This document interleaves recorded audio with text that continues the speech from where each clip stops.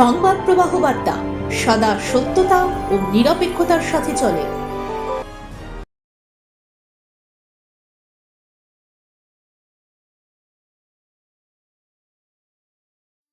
একুশে জুন বিশ্ব যোগা দিবস উপলক্ষে হুগলি জেলার বৈদ্যবাটি শেওড়াফুলি রাষ্ট্রীয় স্বয়ংসেবক সংঘ এবং হিন্দু মিলন মন্দিরের যৌথ উদ্যোগে অনুষ্ঠিত হয়ে গেল এক বিশাল স্বেচ্ছায় রক্তদান শিবির। প্রায় শতাধিক রক্তদাতা এই শিবিরে রক্তদান করেন। মহিলাদের রক্তদানের উপস্থিতি ছিল চোখে পড়ার মতো। প্রায় শতাধিক মানুষ এই শিবিরে স্বেচ্ছায় রক্তদান করেন। এই মহতী উৎসবে উপস্থিত ছিলেন এলাকার বিধায়ক দিলীপ সিং সহ বহু গুণীজন ব্যক্তি। শিবিরের উদ্যোক্তা ডক্টর স্বপন কুমার রেজ বলেন, আমরা সারা বছরই নানা রকম জনমুখী কর্মকাণ্ড চালিয়ে যাই এবং ভবিষ্যতেও চালিয়ে যাব। এই দিনে সকল রক্তদাতাদের রক্ত কলকাতা ন্যাশনাল মেডিকেল কলেজের ব্লাড ব্যাংকের আধিকারিকেরা সংগ্রহ করেন। এই শিবিরকে কেন্দ্র করে এলাকার মানুষের উৎসাহ ও উদ্দীপনা ছিল চোখে পড়ার মতো।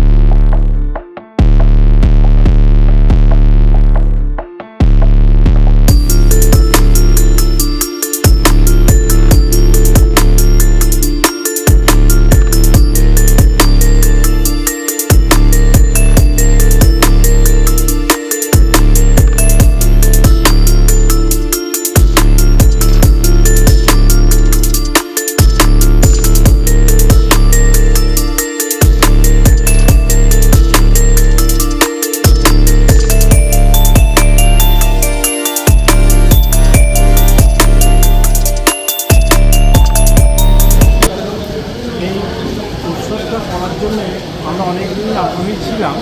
আজকে আমরা এই যদিও পরিবেশটা থাকা সত্ত্বেও আমরা একটু চেষ্টা করেছি সেখানকার আপনার জনগণের সুবিধার্থে যাতে ইয়ে হয়। আমরা রক্ত থেকে রক্তদান মহৎ দান, তার থেকে কিছু বলার কিছু নেই। এই জন্য আমরা প্রথম এই উদ্যোগটা নিয়েছি এই ইয়ে করার জন্য।